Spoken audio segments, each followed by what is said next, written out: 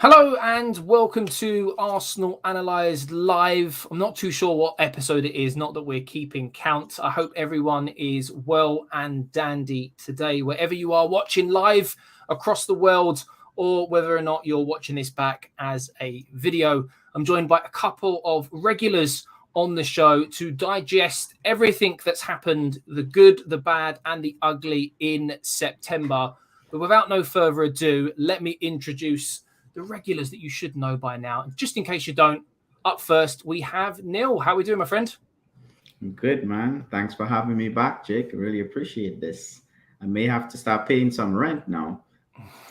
I'm here so much. We'll have to have a chat after the show just to be safe, I think.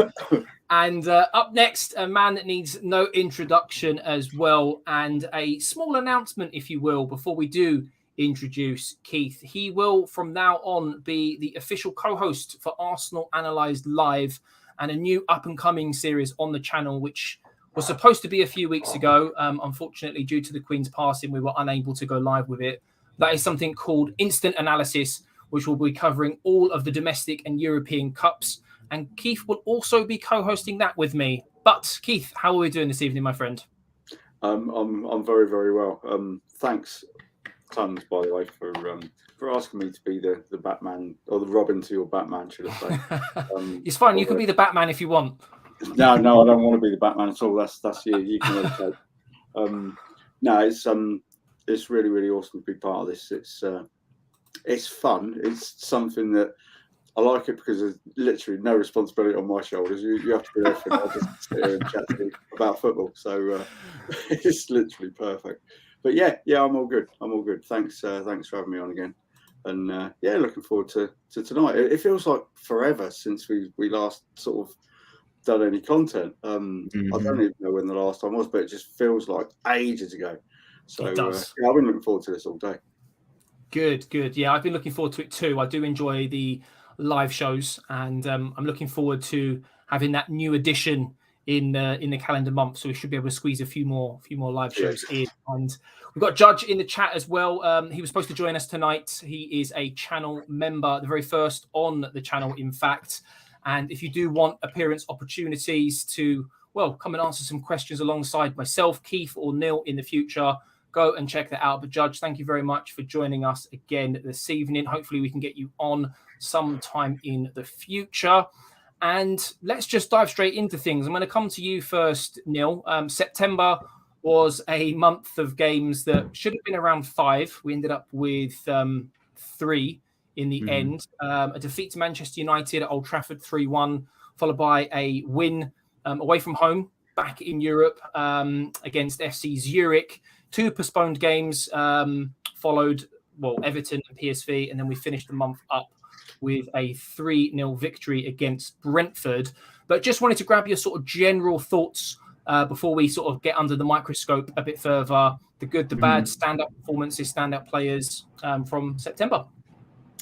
Yeah, man. I mean, it was a sad month, I think. I mean, overall, being a royalist or not, like passing in the Queen, Her Majesty, it's a big deal. She had a massive long reign and all of that, and that affected the games. And I think what we saw in the month of September is a sign of where we are at as a club, and in terms of personnel and everything, in terms of depth, and the guys that may not be ready to get into the first team, they stepped up and they came and they tried to fill in where they could with the injury issues that we had.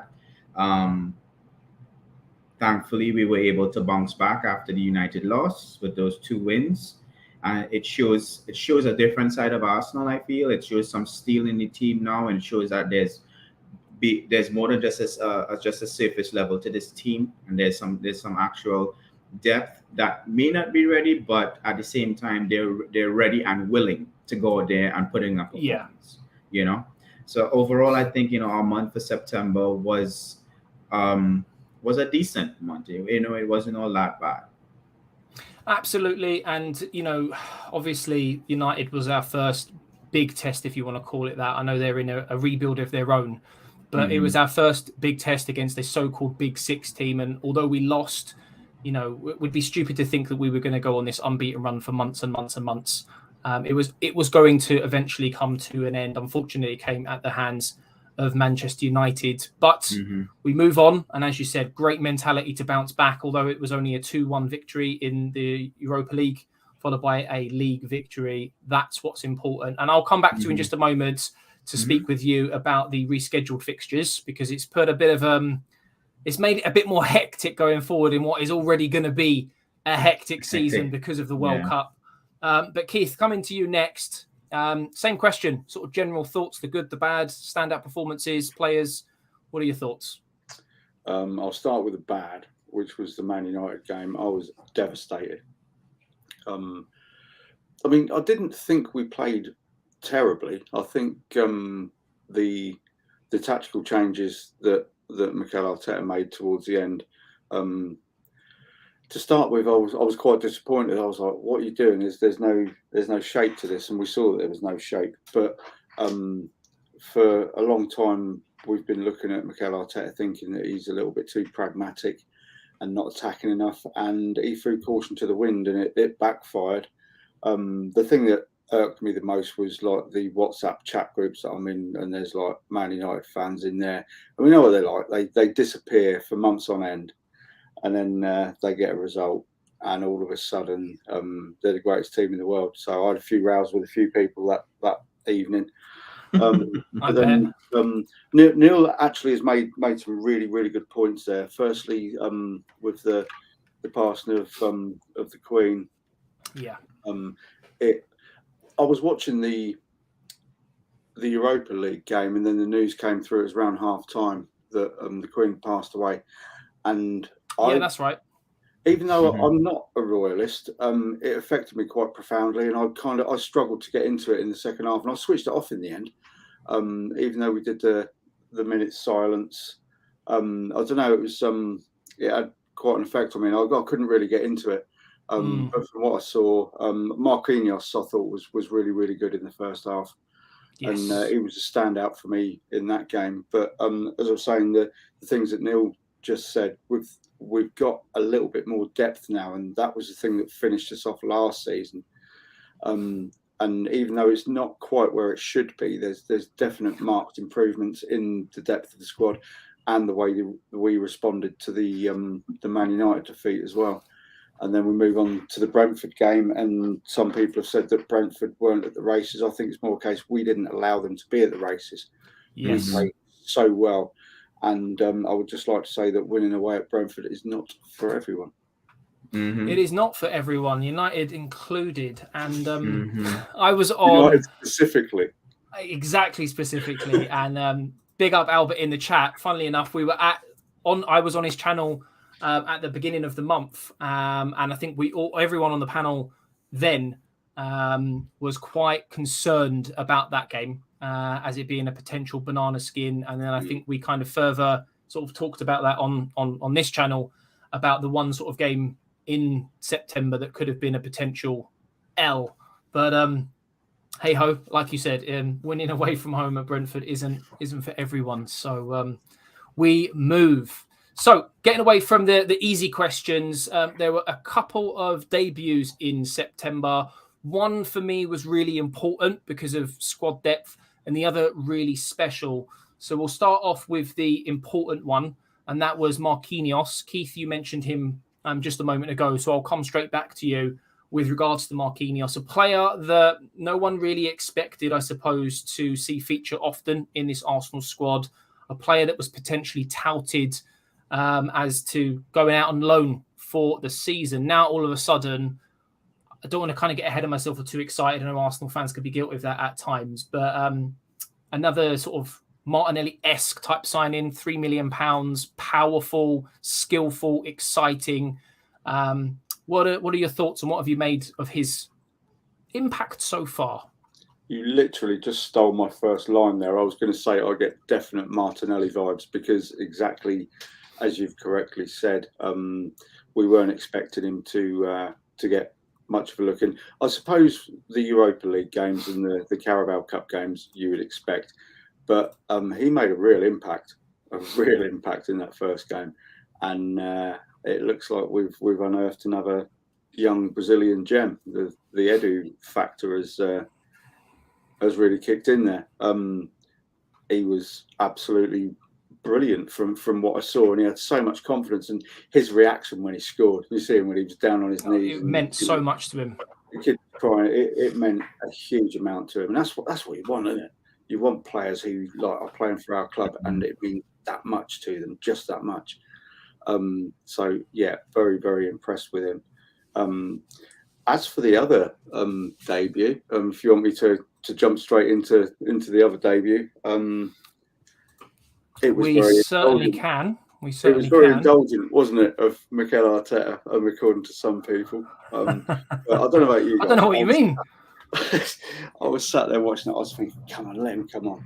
Just even like he obviously sees something in him. Otherwise, he wouldn't have been in the squad. He wouldn't have been training with the first team. Yeah, there were some injuries, but you know what a day he must have had back at school on the Tuesday. Some people were saying, "Oh, did you hear the chants? Like school in the morning, and he's got homework to do and things like that." It's like 15 years old playing in the Premier League. Crazy. Like, Absolutely crazy. No problems attracting the girls at school. None whatsoever. No, I don't think he will have any problems. Love to see stuff like that.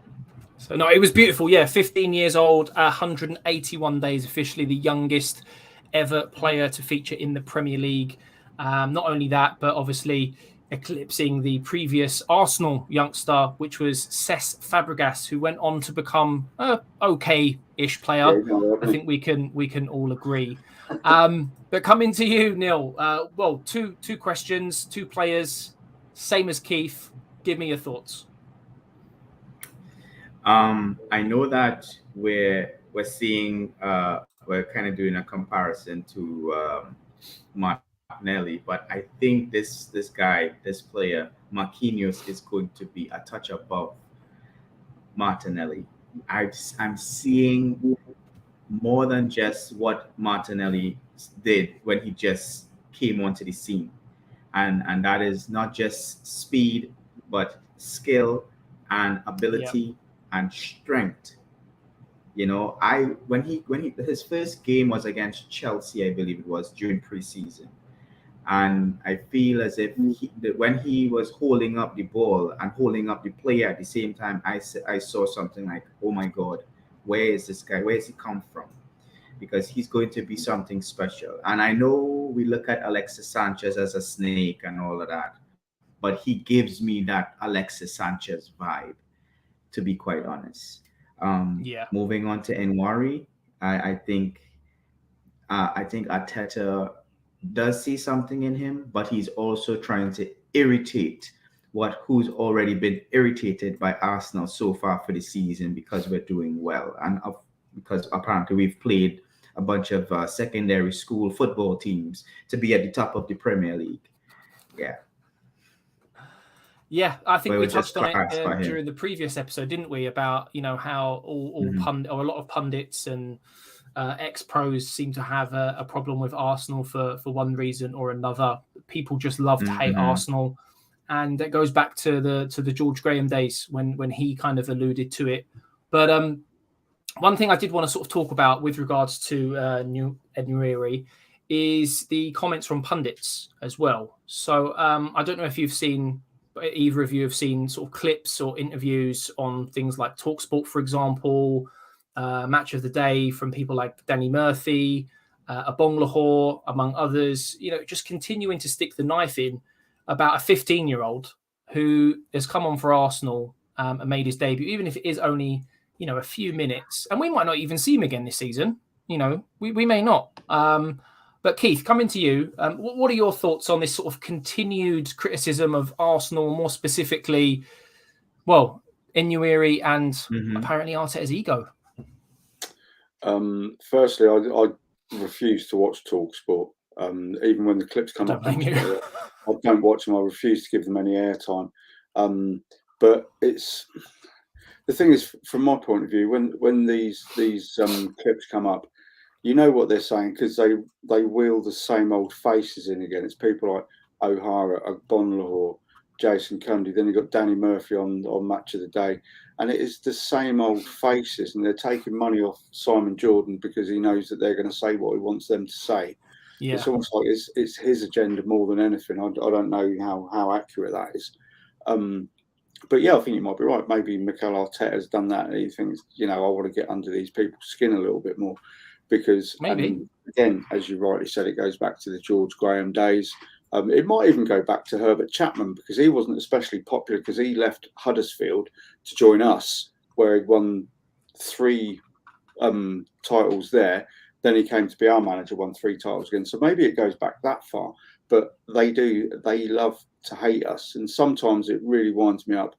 But then you've got to think, do you know what? It's funny, we're still living rent-free, and so much other stuff happened that weekend, but what they wanted to focus on was the fact that a 15-year-old lad had made his debut for, one of the greatest clubs in the history of world football, and they didn't show any feeling or any concern for the kid. No. He will have seen all this. His mates will have seen all it. Anyone who wants to give him a hard time at school will have seen it. And all they've done really is they've dulled the shine on what should have been, the best day in this kid's 15-year life so far. So I think they're all arseholes. And like I say, I refuse to even watch any of their content because it's just drivel.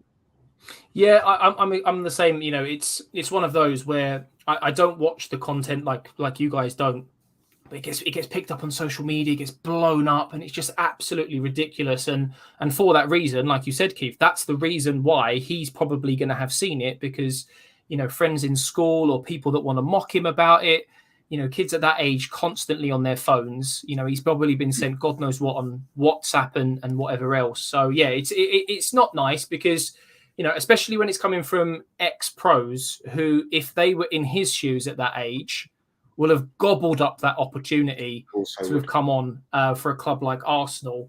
So it does make you think what sort of agendas are being pushed. Neil, I don't know if you've got much more to kind of add to what myself and Keith have kind of already covered. Quick question. Am I coming through slow? Because the audio's coming through okay, but the video's coming through a little jittered. That's okay. We're talking anyway, so no worries. modern day problems. No, what the only thing I have to say about is on Nwaneri and his debut, and then all the punditries that all the pundits that are giving crap about it. I wonder if those same pundits were at 15 years old and had the opportunity that he had to come on and play for the 3rd largest team in England and one of the largest clubs across Europe and globally. Like, would they be still having the same sentiments about having a 15-year-old play football on a Sunday with a massive team? Like, these guys, they just have, that's what they're just talking crap to stir up people, because they know it's going to stir up people, and that's how they get their views, and that's how they get people to the show and all that kind of stuff. So it's just a bunch of crap. That's all it is. Yeah, no, I agree. Keith mentioned it a moment ago as well with regards to agendas. And I think he's going to try and reconnect in just a moment. And Ryan, he's even mentioned Richard Keys, a person that we've spoken about before, not only on this channel, but Albert's channel previously, referencing the over celebrations apparently against the likes of Fulham. So I don't think it's going to go away this season, next season, or the season after that. And I'm sure this isn't the last we've heard from these types of people. So I look forward to the next criticism with a big bag of popcorn in hand. But moving on swiftly, sort of keeping in the same gist with positives with regards to Arsenal. Only just a few days ago, actually, Bukayo Saka was given an award for Player of the Year with England. And prior to that, Mikel Arteta was given the August Manager of the Month award. Keith, with regards to Bukayo Saka winning the England Player of the Year, what are your thoughts on that? Is it, did he earn it rightfully, or do you think there was maybe a bit of, I don't want to sound harsh, but do you think there might have been an element of sympathy because of how things ended at the last tournament? Should it have gone to another player? What are your thoughts? My initial thought definitely was there was an element of sympathy to it, but that's not to detract from his performances. And I'm trying to think of anyone who's played for England who's played better than him in the last 12 months. I don't know if anybody watched the game against Italy the other night, but certainly nobody there played better than him. And out of position as well. Yes, yeah, out of position. Yeah, I think a huge amount was sympathy. I mean, the age he was when we had the penalty shoot, I think he was still 19 at the time, wasn't he? It's like he should have never been taking kick 5. He shouldn't have been anywhere near it in a million years. But the fact that, I mean, he probably deserves the award just for the absolute bravery that he showed and everything that came afterwards. And then he ended up being Arsenal's penalty kick taker, which shows like just the minerals of this kid. And yeah, I think essentially he deserves it. I would also like to say that Harry Kane is the first England captain to get us relegated from anything. So I just thought I'd throw that in there. It's a little bit Spursy, isn't it? It is a little bit Spursy. It is a little bit Spursy. My old man continues to blame Spurs players for us not winning tournaments, the last 2 or 3 tournaments, in fact. And we might have to wait until some of those that are veering on the wrong side of the 25 or 30 and moving away from the England team before we see us maybe win a tournament. So we'll have to wait and see. Yeah, but yeah, I thought it was justified for Bukayo to get that award. Because I can't think of anybody who's performed better than him over the last 12 months, and he deserves it just for being the man to step up and take that kick. Yeah, the mentality, like you mentioned a moment ago, behind him having the balls to step up, the steel to step up in a World Cup final, one of the biggest competitions in world football. And it's not, it's not just, penalty number 2 or 3, penalty number 5. Yeah, that's the decider huge. As well. Yeah, it's absolutely huge. And you'd like to think that, people like Harry Kane and Gareth Southgate at the time will have questioned it maybe, just to see if his head's in the right place. But I'm going to bring Neil back in now. Hopefully your connection is okay. We were just talking about Bukayo Saka winning Player of the Year for the English national team and whether or not it was deserved. If not, should it have gone to someone else? And was there an element of sympathy behind the decision potentially, or was it purely based on performances? No, I don't think so, and I apologize if I'm still coming through delayed. But I think there's a great amount of sympathy. I think Gareth Southgate and players like Jack Grealish and Harry Kane, all of those type of senior type players would have been kicking themselves, thinking why are we putting such a young player to do something so big for the national team and by further extent the entire country of England. The last time England won anything massive was the World Cup back in the 60s, if I'm not mistaken. So to put that amount of weight, though, that's decades of weight of not being able to bring some silverware home. Even the campaign, we're bringing it home. It's all those things play on the minds of the players. Yeah. So I think it's a matter of really it was more the manager's mistake and the senior players, the captain's mistake of having him go the last person to that was just ridiculous. When I saw Saka going up to take that penalty, I remembered like it was just 5 minutes ago. I said this is not going to end well, because you saw the weight on the shoulders of this guy, this young kid, So I think it has I think sympathy has a great part to play with it. No, I do agree. The judge coming in with a comment about paying your internet bill. Get it sorted, Neil. Get it sorted. But no, you do make a very, very good point.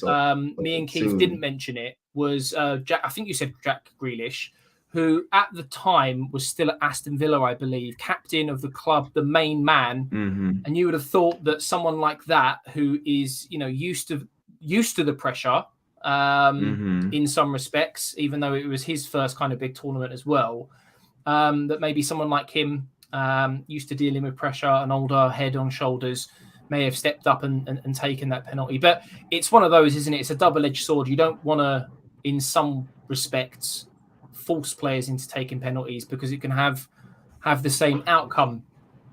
Okay, so moving on to the next question in Arsenal Analysed Live. Go ahead and smash that like button if you are enjoying today's live show. Really, really does appreciate and help the show get on the algorithm on YouTube. But in September, there were a few rumours floating around. Something that's been on the cards for a little while now. Bukayo Saka, Gabriel Martinelli and William Saliba, all in line for new contracts. Gabriel Martinelli, I believe, is more sort of performance-based, whereas Saka's and Saliba's is more because there's only 2 years left on their deals. They want to get them in line with, the better played players in the squads. Coming to you first, Neil, the question here is, how important is it that we get these guys tied down at some point this season, especially for the longevity of the project that Arsenal and Mikel Arteta are putting together?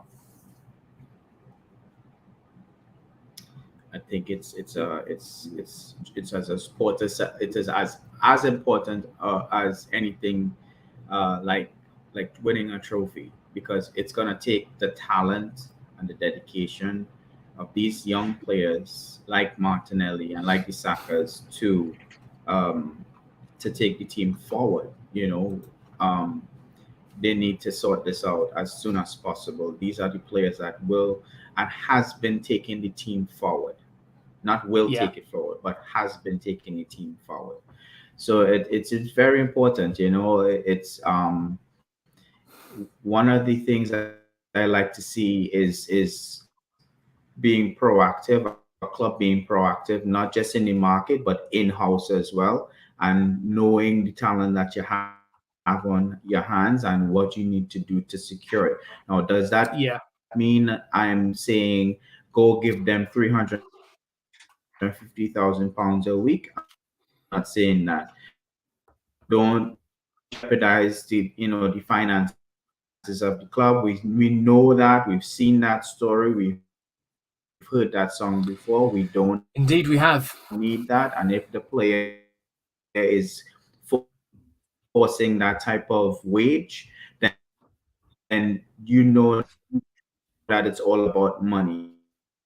And like Edu said about that player from Dortmund, he was just talking about money and he just turned away and he went. Yeah. No, it's a very, very good points raised. Keith, what are your thoughts with regards to these contract situations? Neil makes some very good points that, in the past, we've kind of been pushed into situations with older players in their prime. These are players that will hopefully blossom with the club. What are your thoughts on the situation? And I'm going to ask you both a really horrible question in a minute as well. It's so delayed, but I'm done there, Jake. Sorry, Keith, the question was to you. I agree 1,000,000% with everything that Neil said there. It's imperative that we get these lads nailed down with new contracts. And you don't want to get to the point where they've only got a year left, because then people start talking in their ear. And then if any of them get their heads turned, then obviously our bargaining position is depleted massively by the fact that they're down to the last year, and any potential suitors will prey on that. But I did see that Saliba's been offered a new one till 2027. Brilliant. This is every bit as important as Neil said. as getting new players in, you've got to deal with the in-house stuff as well, and you've always constantly got to be staying on top of it because it's constantly rolling, and we don't want to be in a situation where you know, how many players have we let go for free when we didn't need to?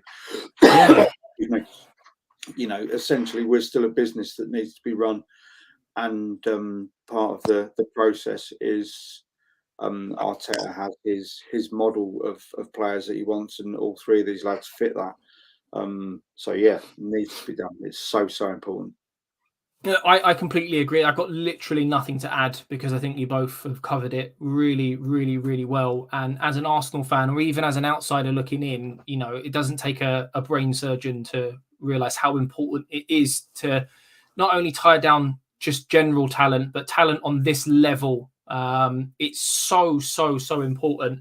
And a lot of the people watching now or watching back, you know, some of you might think that we prepare for these shows, and we do to some extent. But I do love to throw curveballs in. So whilst Keith and Neil are very much aware of most of the talking points for today's show, there was one particular question that I did keep back because I like to be a little bit horrible to my guests.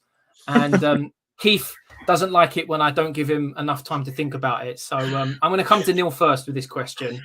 Sorry, Neil. 3 players that have just been mentioned, Saliba, Saka and Martinelli. If Arsenal had to lose one next summer, oh, you son of a bitch, who would it be? You don't have to tell me why. I'm not going to ask you for why. I'm not going to be that mean. But if Arsenal had to lose one, who would it be? Saliba and who else? Saliba, Martinelli. So the three with the contract negotiations ongoing at the moment. So we've got Saka, Martinelli, and William Saliba. Because let's be realistic, if all 3 contracts did run down until next summer, they'll all have a year left on their contract. So if you are going to sell them, that would be the time that you'd have to sell them anyway. I'm hoping it doesn't come to this, by the way. I hope I'm not sort of wishing it into existence, but oh, Jake. I think I'm gonna go with I'll sell Saka. Saka, right? Okay. Keith, go on then. Go on. Tell me why. Oh, let Keith go.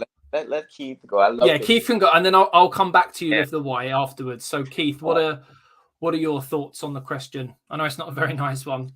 Same answer.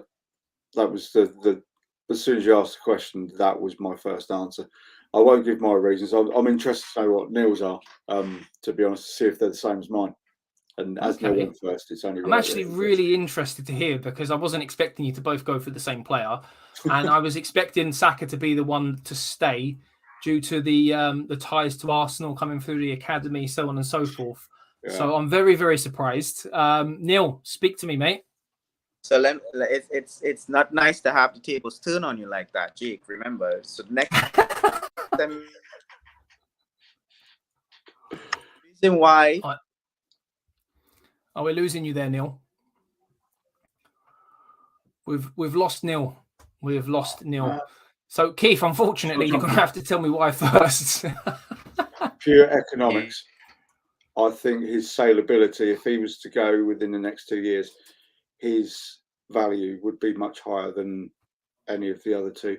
And I don't know why I think this, but I think Martinelli's ceiling might just be a little bit higher than Saka's. And there has been rumours about Liverpool floating around. And I've had a feeling for a while that I think potentially he could be one who would maybe look somewhere else a few years down the line if we're not winning things and he's not part of a team that's going to be challenging. You know, he might well be one who looks elsewhere. I don't want to see it because, as you said, he's a Hale End boy. You know, never want to see those lads go. But I just think if this was to happen in the next 2 years with Bukayo Saka's reputation, and he would probably stay in the Premier League if he did go somewhere, I think we would get a lot more money for him than we would for Gabby or William Saliba. Yeah, some very, very good points there raised.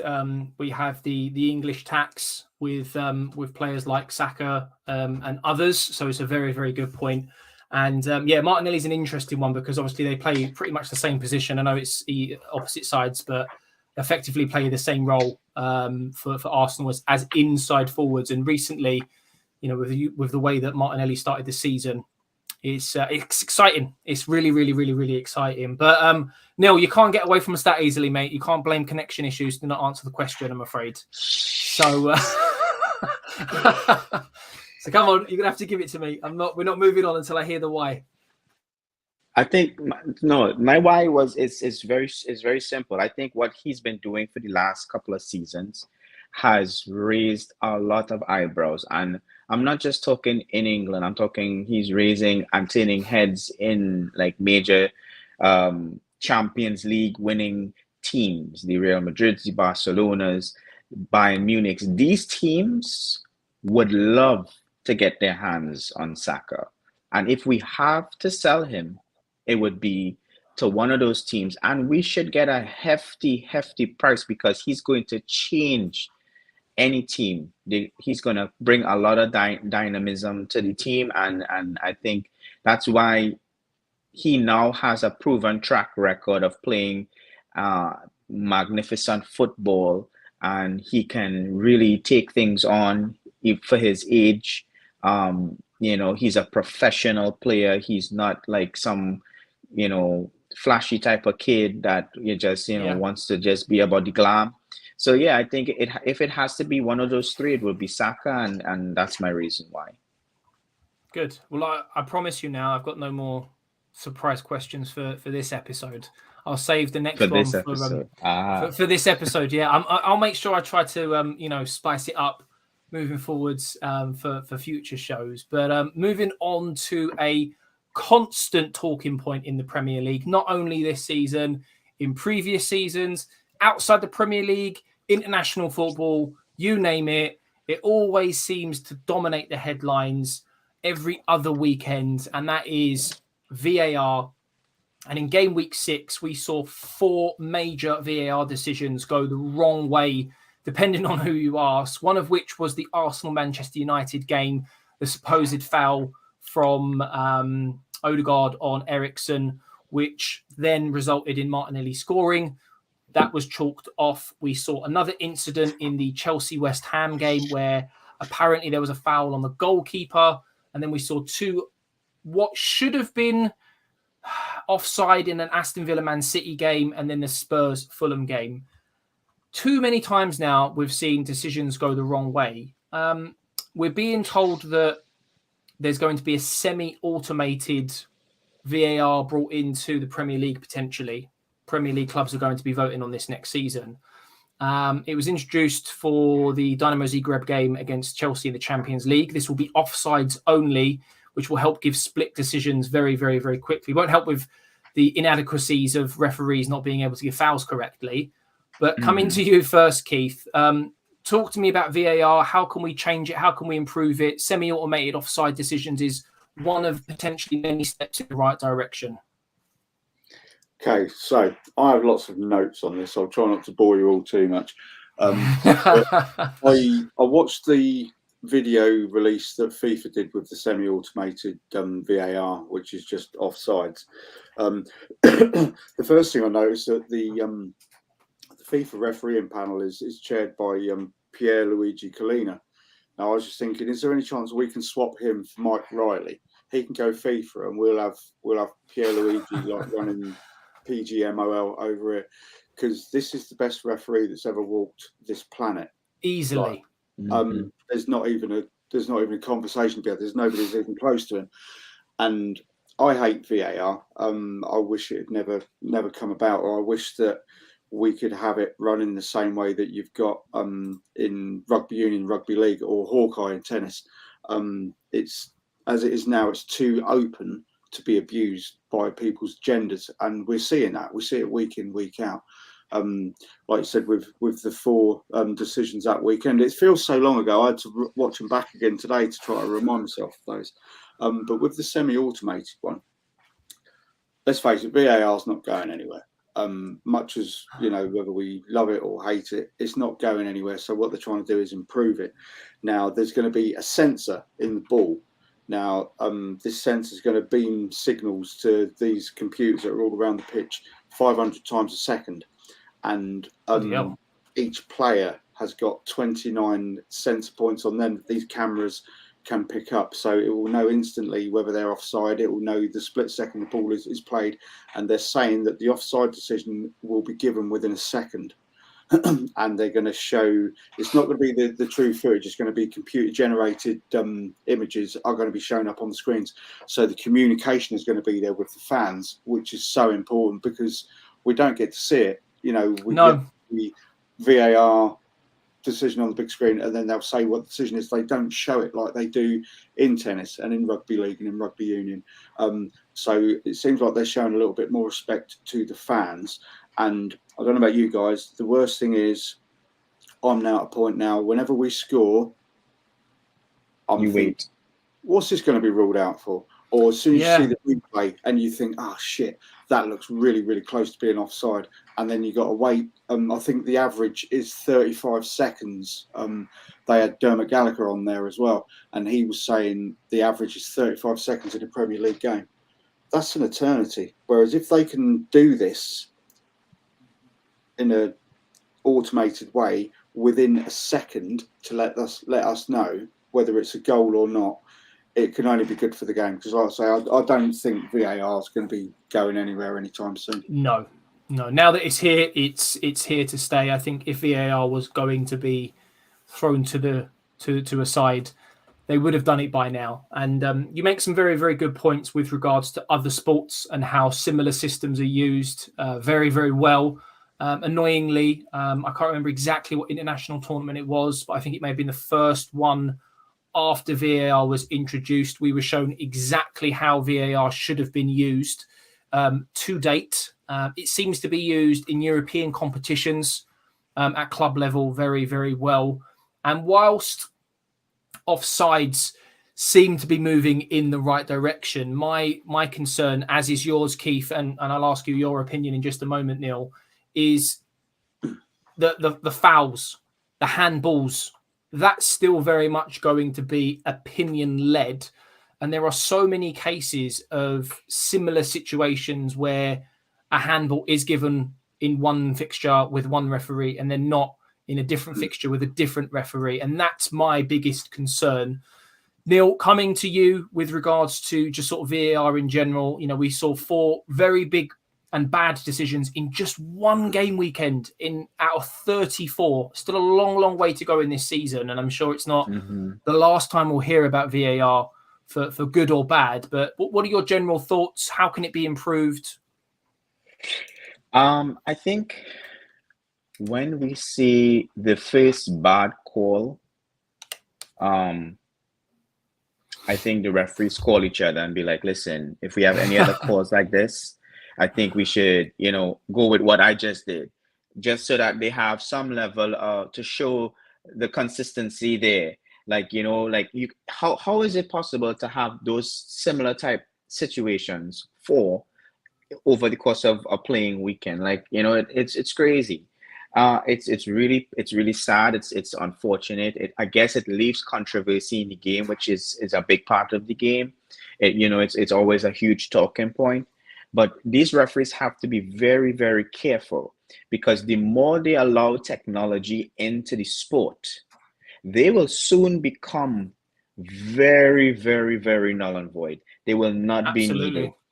They're not going to be needed on the pitch. If you have 29 cameras with computers running, providing data 500 times per second, what do you think is going to eventually happen? They're gonna be removed because of that human error. Now, yes, human error, I guess, is obviously made the sport what it is, right? There's a lot of things. Hand of God, for one, going back to the days, like it became iconic. So, they need to balance it out. Like, if it has to have controversy.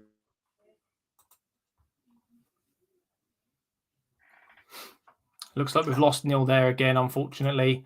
So hopefully he can join us in just a moment. For those of you who don't know, Neil's based over in America, where at the moment they are expecting quite a serious hurricane that may have something to do with his connection issue. So I hope he's okay, and hopefully he can join us again in just a moment.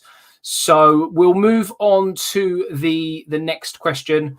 One thing I will say before we do move on to that next question is that Neil does make some very, very good and valid points with regards to human error and the fact that maybe they're clinching on and clinging on to their position, which is ultimately at risk with more and more technology being introduced. One thing that does baffle me, before we do move on to the next question, actually, Keith, I'll grab your thoughts whilst we wait to see if Neil can reconnect, is the refereeing association, the PMGOL, or whatever it's bloody called. They're not regulated via a third party or anything like that. And after the decision at the weekend for the West Ham Chelsea game, the Premier League asked the PMGOL to investigate the decision. I don't. What could happen? Because it doesn't seem like anything realistically is going to happen to stop these bad decisions. Internally, they'll probably have a discussion. Someone will get a slap on the wrist, and they'll continue as is, I suppose. What are your thoughts? I'm assuming you saw the same report. Yeah. Problem is, Jake, there's no accountability. It's a bit like when we talk about people who troll others on social media, and they can get banned and then set up another account. There is no accountability. I don't even know how the hierarchical structure works. Whether the FA are in charge of the refereeing association, or if they're just a standalone. I do know, I did some research. I know that Mike Riley is the chief, and that tells me everything I need to know after the Old Trafford game in 2004 or 2005. Don't get me started. But there's no accountability. Yeah, occasionally a ref will have a bad game and they'll drop him because they're seeing that they have to. But there is no accountability. The standards are absolutely shocking. When we look at how VAR is used in other European leagues, how it was used in the Euros, I thought it was used absolutely brilliantly in the Euros, and you were very rarely made aware of it. Whereas every single weekend in the Premier League, there's another talking point, another talking point, another talking point. And it's become a farce. I'm sure the other leagues in Europe look at us and think, how are they getting away with this? Yeah. There is no accountability, as far as I can see anyway. I'm not aware of any accountability either. And it's a real shame because, there is an opportunity to hold people accountable. There are referees available throughout the football pyramid in Britain. And if the ones that we have aren't up to the required standard, although you'd be promoting referees from maybe lower leagues, surely it can't be any worse than what we have already, or even hiring referees from abroad, maybe. Because let's be honest, the referees in the Premier League will be on a pretty penny. And I'm sure that will be, very appealing and attractive to referees abroad or lower down, because the standard at the moment is absolutely appalling. And in a league which is absolutely rife with money, towards the end of the season, and we talk, I'm pretty sure we've talked about it last season and the season before, but these sorts of decisions are season defining as to whether or not teams are relegated, which have massive financial implications, whether or not teams get into Europe for the first ever time in their history, or qualify for the Champions League on a regular basis.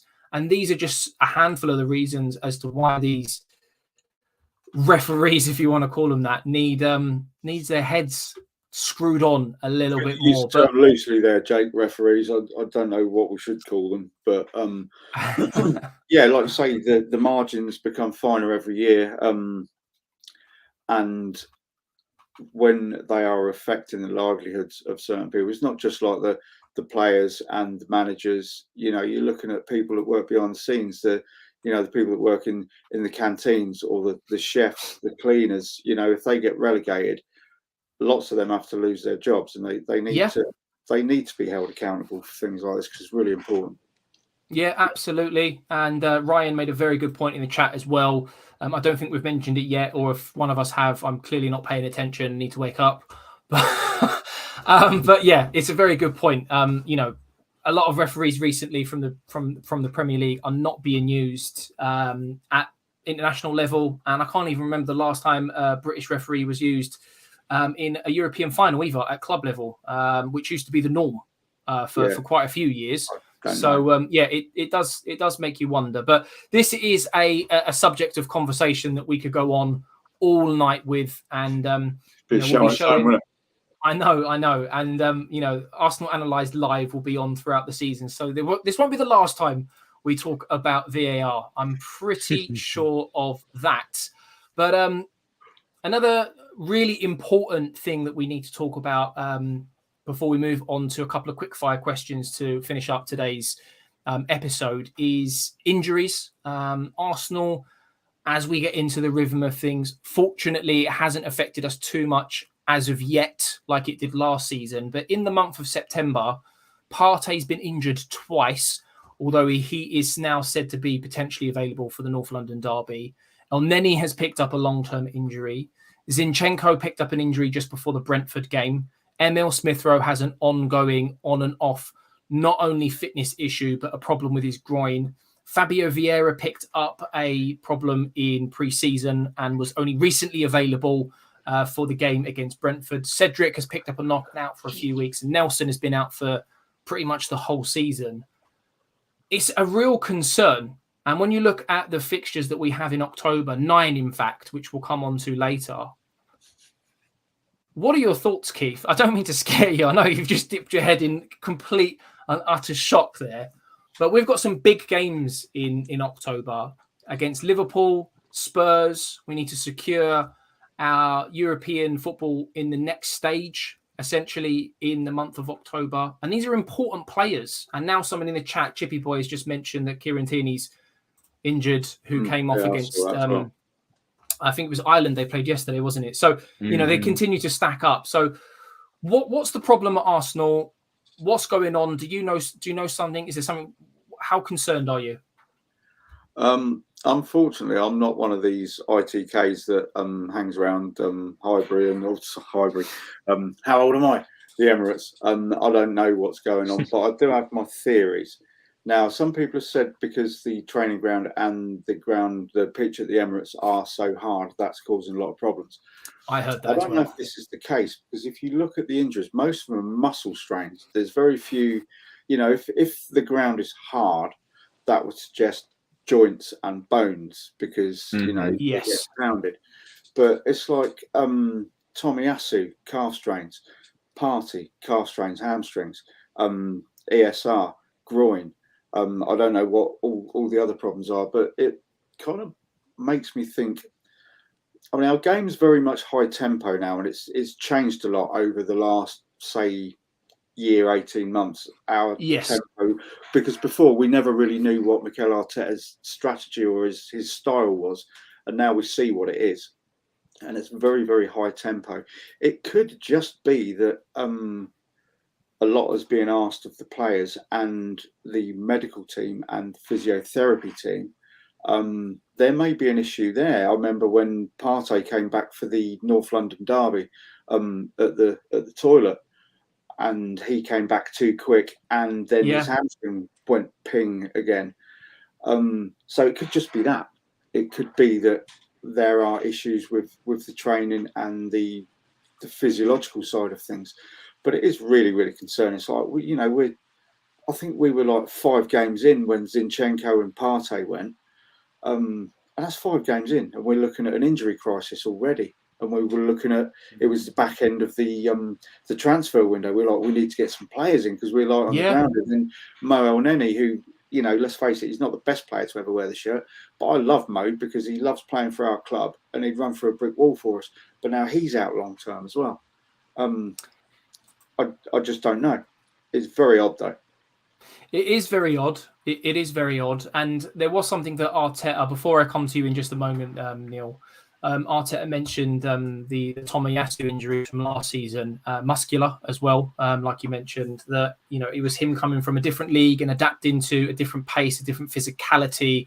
That might have been one of the reasons behind the reoccurrence in injury in different calves as well. So it does beg the question, are these players used to these routines, these increased training sessions and intensity coming from different leagues? It's difficult. It's going to get no easier next month whatsoever. Neil, what are your thoughts on the injury crisis that continues to plague Arsenal, and how concerned are you potentially? It's extremely concerning. And to Keith's point, with the medical side and the physiology of the team, and the increase in tempo that we're playing, it's evident. Like, you could see it every single game. I'm wondering, and this is it's just about trying to pair things, because a lot of things medically, and like if you're an athlete, and it's gonna be like what you're doing in the gym has to also match what you're putting into your body. So I'm looking at the type of injuries that we're having, and it's a lot of calf, a lot of hamstrings, a lot of those types of strains on the muscle that's being overworked, right? So is it possible that something's missing from the diet of the players to supplement what's been putting out? Because they're putting out a lot in training, and then come game day, and then we have such a tight fixture list for this upcoming month just before the World Cup. Like, we're gonna see more injuries, if anything.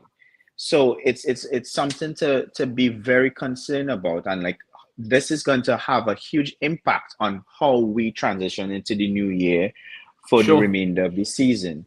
So I think diet has maybe a hand in this, if anything.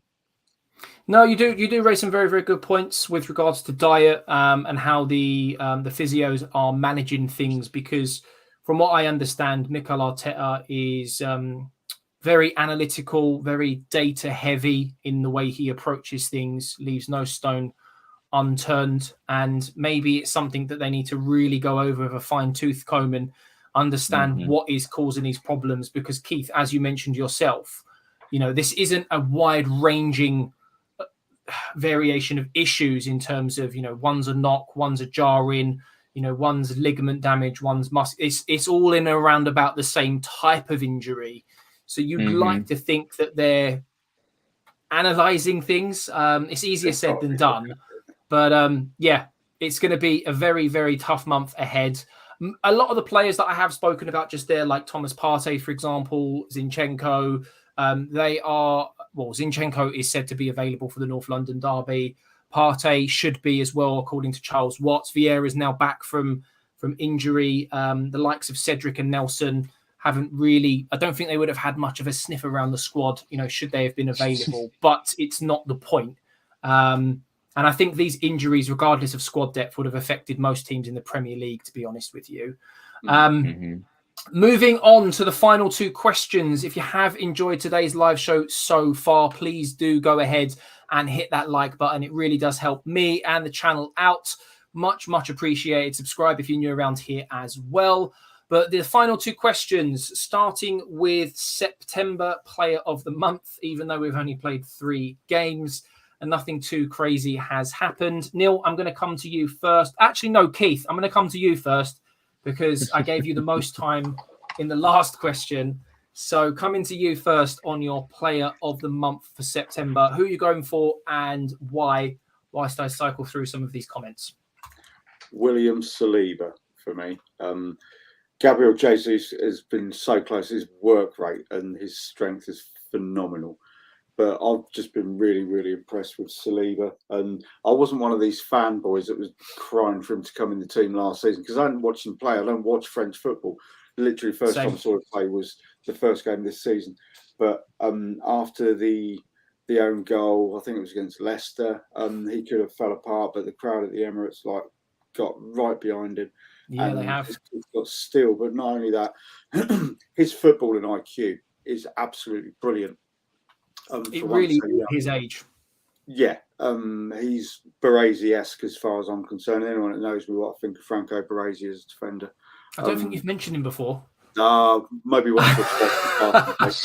But no, I love this kid. I think he's brilliant, and he's my Player of the Month. Perfect. Yeah, hard to argue, really, really hard to argue. Other people may have different players for different reasons. And that's a good problem for Arsenal to have, rather than to be just one standout player. Just goes to show how well Arsenal are playing at the moment and a reflection of where we are. I would like to say cross competitions, but we've only played one other competition apart from the Premier League. Neil, coming to you next. Who is your player of the month and why? It has to be Cesc Fabregas. I'm just joking. I thought I got a time machine then. Yeah. Oh my God! Imagine if we had YouTube back then. Oh boy. So I agree with Keith. Like, I know we've had quite a bit of additions to the team. But for some strange reason, Saliba, not for some strange reason, there would be a natural want to see what this guy is made of. Why was he kept out of the team for that long?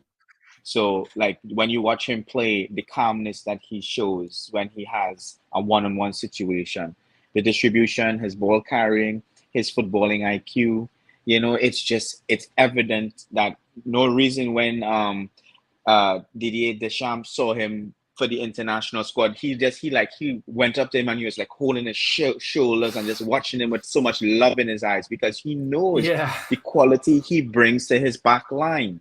He is a wall, and he is actually showing Gabriel's weaknesses. We're seeing Gabriel's weaknesses now because he is there. Like what we saw from Gabriel last season and how good he was. Some of the craziness that he's been doing now and the misplaced passing. You're not seeing that from Saliba. No. So he's actually there to clean up for his neighbor. So it has to be Saliba, man. No, again, very good points made. And there are a couple people in the chat, Ryan, Judge, who agree with the peer review. But there is one comment I have saved back. I'm sure maybe one or two of you may have seen this. But for me, I have to agree here with Chippy Boy. Granit Xhaka this month, a player that often splits opinion, but credit where credit's due with regards to his performances of late. He's been absolutely exceptional, in my opinion. And the new role that he has played from the sort of back end of last season and the beginning of this season has really kind of transformed him as a player. So far this season, not just for September, I think he's got 3 assists and a goal. He's already eclipsed all of his previous seasons in terms of goal contributions, which, to be completely honest with you, hasn't necessarily always been his job when playing different roles under different managers. But for me, Granit Xhaka's had an absolutely exceptional month. Saliba as well, and as Ryan alludes to here, and I think as we all kind of mentioned when I said it, it could have easily have gone to a couple of other players as well. Jesus has had a fantastic month. Zinchenko's had a fantastic month. Martinelli continues to impress. And these are good debates to be having. But to make things just a little bit more difficult to end the show, we've got quite a few fixtures, as we might have alluded to already, in October. 9, in fact. 9 bloody games of football in October.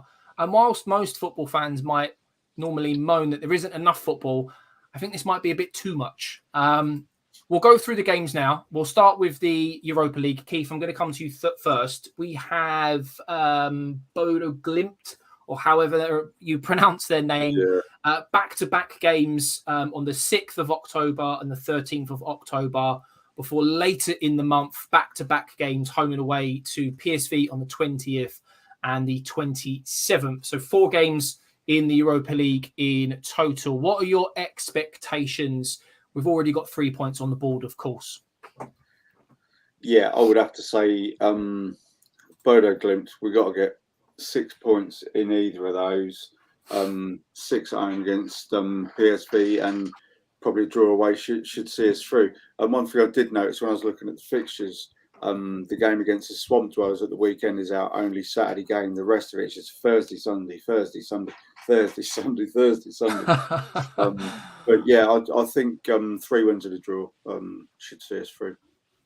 3. And do you think that will be the case you confident that we will not lose any of those 4 games in the Europa League, Keith?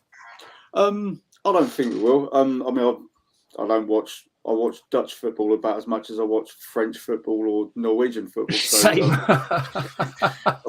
I can't really comment with any great authority.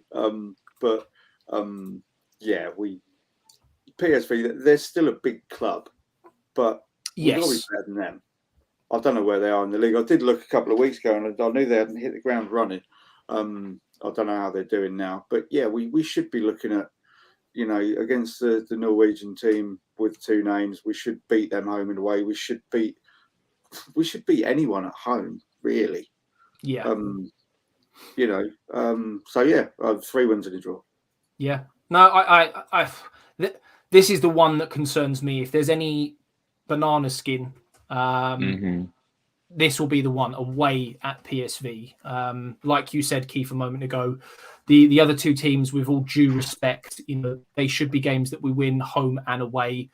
And also PSV at home, we should be strong enough to see that one out. But if there is a game where we may lose, this will be the one for me. But even then, you would say that we win, the other 5 games in the group anyway, which will be more than enough to see us through. But Neil, what are your thoughts? The 4 games that I've mentioned, what are your expectations from those 4 Europa League fixtures?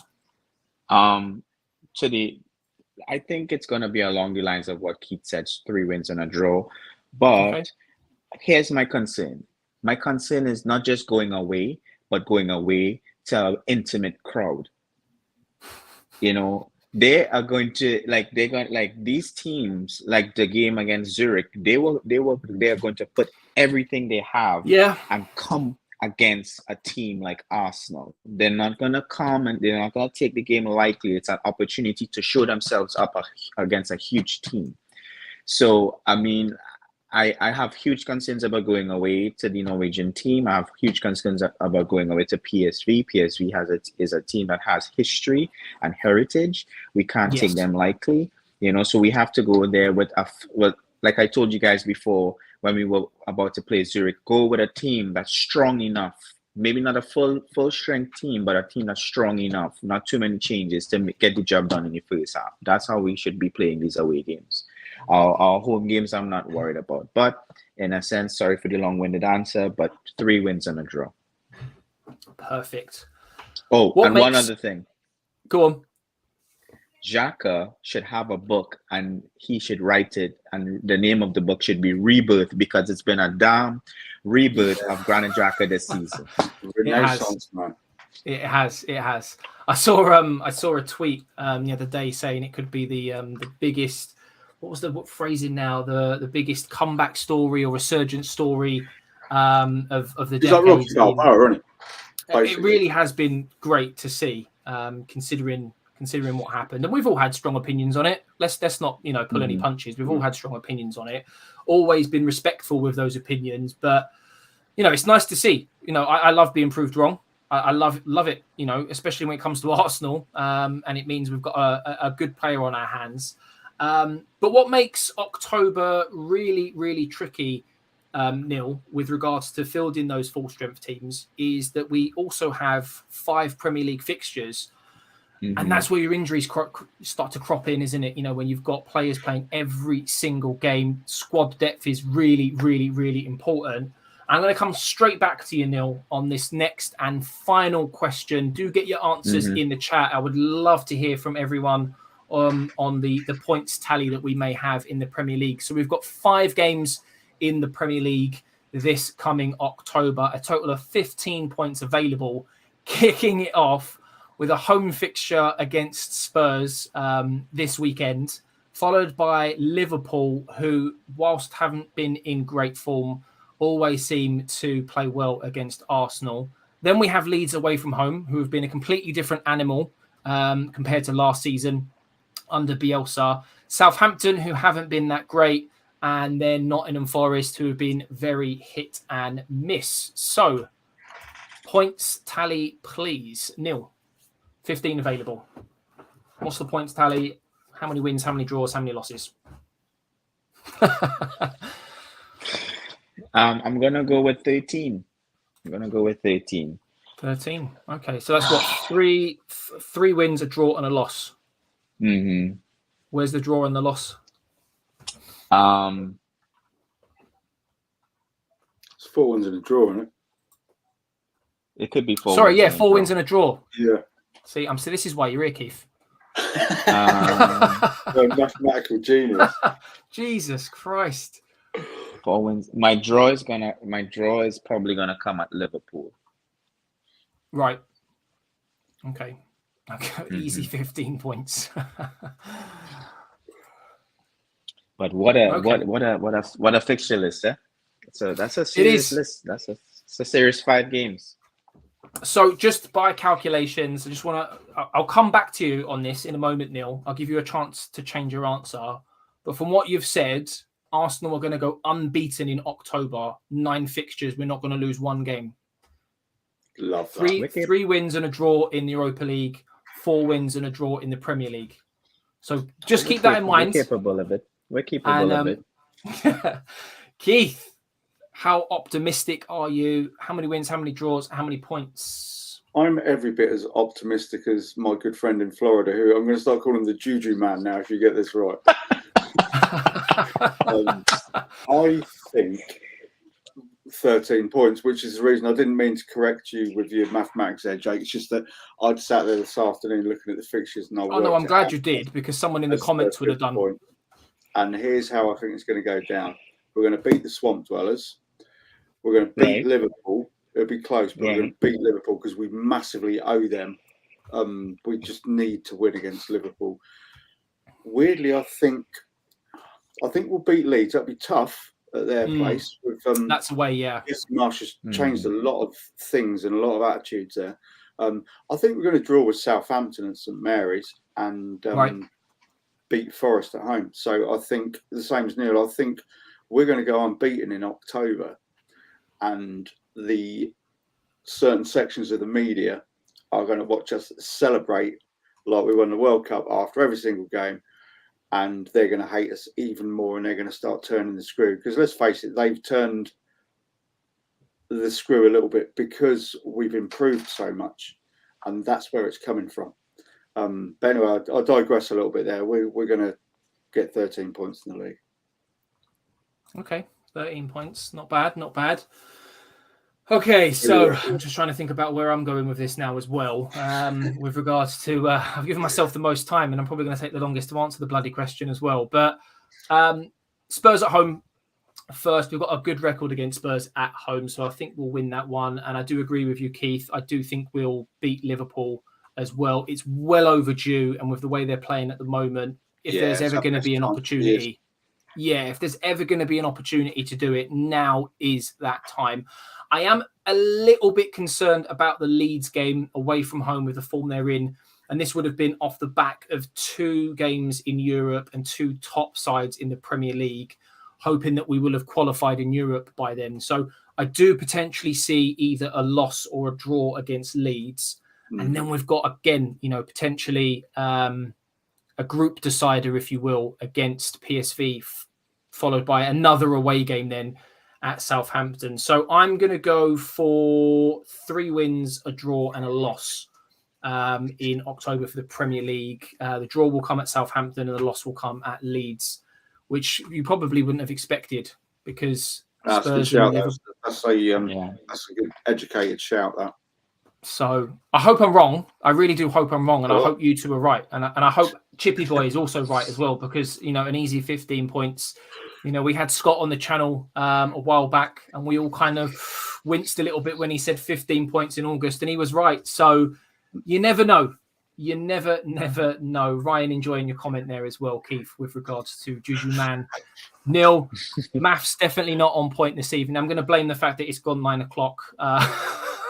That my maths is wrong. But that is going to about wrap things up for the latest episode of Arsenal Analysed Live, where I have been joined by Keith and Neil. Keith, if people do want to find you, because you have recently changed a few bits and pieces on your channel, where can they find you? All details down in the description, of course. Yeah, obviously you can find me on Twitter all the time. The tag there is on the screen with my mug. I've changed things a little bit. I've moved back to doing something I used to do called the Mad Ramblings of a Middle-Aged Man, which is basically where I just talk shit about stuff that's happened during the day and my thoughts and opinions about things. And I quite enjoy doing that. And I've got 86 subscribers. So if anyone wants to get rid of me, all I need is another 14 subscribers. I always said if I hit 100, I might jack it in, so you never have to hear from me again. So you can always do that. But that's what I'm doing at the moment. The Legends podcast is still in the background, but it's just a case of finding the time to do the research and stuff, which is why I'm doing mostly the Mad Ramblings, because like I say, it's just fun and I talk a load of cod shit about stuff that happens during the day. But what everyone should do is follow the bloke at the bottom of the screen. He's your man to look at. Speak to him, Neil. Where can they find you if they want to catch up, have a chat, talk Arsenal, or talk crap? Talk crap any day, anytime. But I do want to apologize to the people in the chat and to my host here. Apologies for the disappearing act, but it's a little bit touch and go with the internet. So blame you personally for the hurricane, Neil. This is it, you know. You guys can find me on Twitter, man. BenchWarmerz podcast. The podcast has no podcast as of late, but we're working on it. We're trying to shift some things around. You can find me on Instagram and Facebook as Neil the Realtor. Other than that, you know, it's always been a pleasure. And every time I'm on here, I'm going to repeat it. It's always a pleasure to be in these two guys' company. You know, it's an honor and a privilege. It's always a pleasure to have you both on. Really, really enjoy your company and your comments. Humor, serious opinions. We keep it, I was going to say PG, but that's a lie, so I won't say that. Yeah. But yes, as mentioned, that is going to about wrap things up for today's show. Details down in the comments if you do want to go and follow Neil and Keith. Subscribe if you're new around here. Like the goddamn show. And for now, I'm JC. This is the gang, and we're out. Stay safe and take care.